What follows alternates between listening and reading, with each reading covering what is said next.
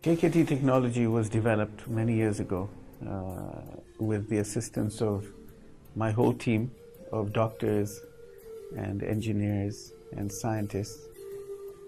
And it was developed utilizing very advanced forms of diagnostics and a very, very precise form of analysis in order to see how the body was compromised and how it was distorted and how it was disfigured and how it was dysfunctional.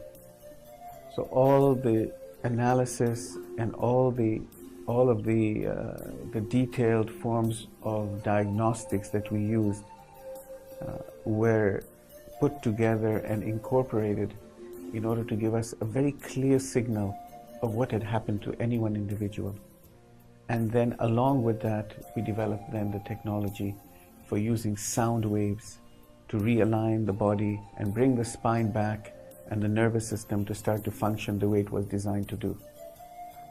Are there any side effects associated with this? So far, the great news has been that we have yet to encounter any known side effects to the treatment.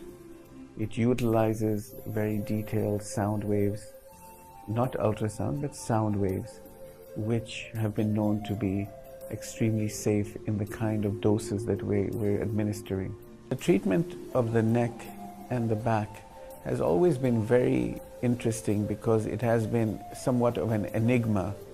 It's been a difficult thing to pin down, and we have been able to very clearly show that by the procedures we're utilizing, we've made a very dramatic difference to these conditions. Conditions that were thought to be difficult to treat, we have made relatively easy. And over and above that, I think the reason why you're asking this question is because it has become also very evident that when the spine is properly treated, we find that any system or organ that is related to the spine, without any doubt, any question whatsoever, whenever there is a relationship of the spine to any organ or system, then once we correct the spine and we restore the function of the spine back to normal, then we look and we expect to see that the changes in the entire body systems will have improved. The question about how KKT has impacted the rest of the body has become a very, very interesting discussion. We already were very, very clear on the fact that KKT did affect, and it does affect, the neck and the lower back. The neck and the lower back has always been an enigma. It's been a very difficult thing to treat in the past. But of course, we've made it relatively simple and very effectively done through the process that we've described earlier.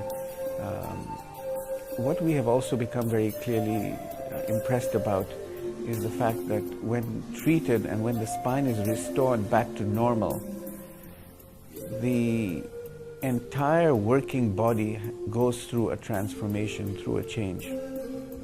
And this is very understandable because once the spine and the nervous system has been managed in an effective way, it only makes sense that all the organs and the systems that are attached to the spine would effectively have been improved upon from a functional standpoint.